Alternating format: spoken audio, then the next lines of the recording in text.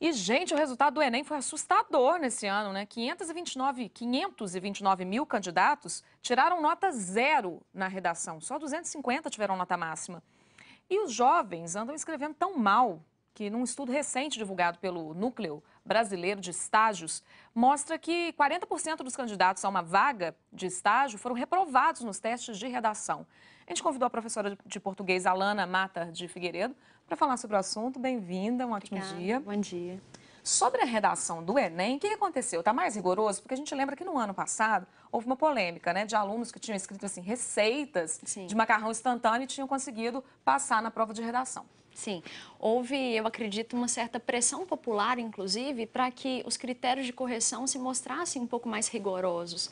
Então, a gente acredita que, em primeiro lugar, esse fator pode explicar, né, um rigor um pouco maior na correção para que o exame ganhe mais credibilidade aos olhos do público.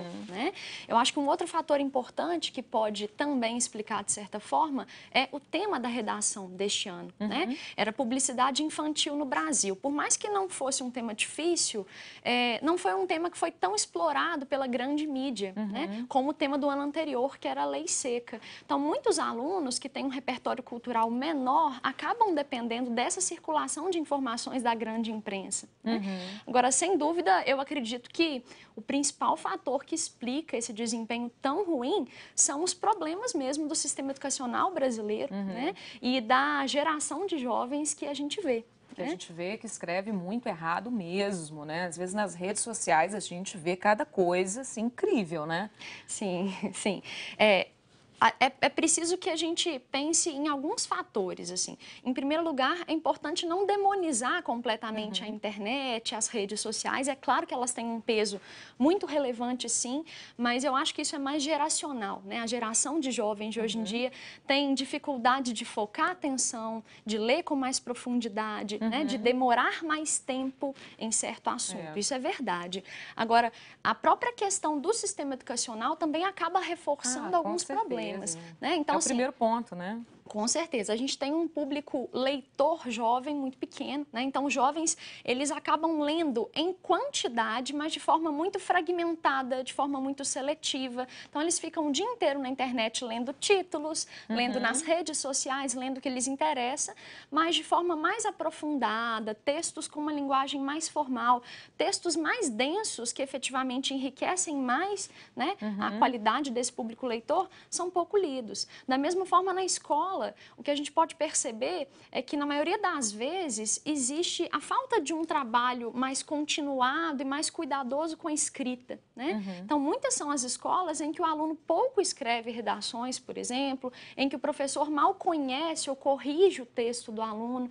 Então, é preciso que haja um processo bem cuidadoso e constante de o aluno escrever, o professor conseguir corrigir, sentar com o aluno, apresentar os problemas, o aluno refazer o texto.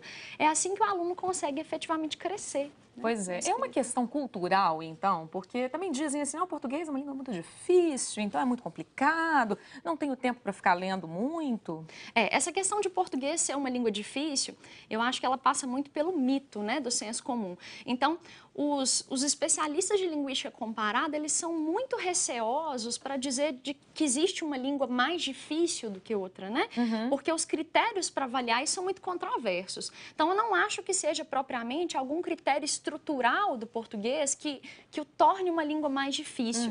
Mais uma vez, eu acredito que a dificuldade do jovem brasileiro, né, e do brasileiro de forma geral, para lidar com a língua, para falar e para escrever melhor, se deve a esses problemas na educação, no processo de educação e na formação cultural. Com certeza. Como você disse, é um problema complexo, né? Porque começa assim, lá com a educação, né? Os problemas da educação no Brasil, mas os pais, claro, né?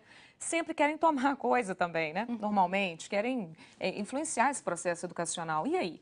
Influenciar a leitura, né? Estudar em casa, como é que isso pode ser feito também na família? Com certeza a família tem um papel determinante nessas influências, né? Se a criança e o adolescente não crescem em um ambiente em que os pais sejam leitores e dêem importância à leitura, naturalmente ele também não vai dar, né? Então a gente vê o caso de muitas famílias, por exemplo, que ostentam bibliotecas cheias de livros, livros na mesa, mas os pais efetivamente não leem, não incentivam, né? Então, a família deve dar o exemplo na prática e incentivar a leitura.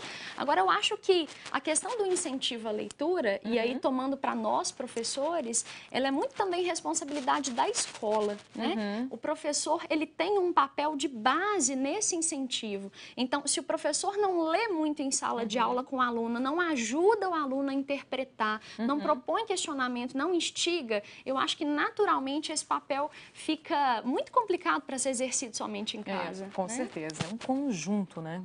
Muito obrigada, viu, pela sua participação aqui com a gente. Um ótimo dia para você. Obrigada.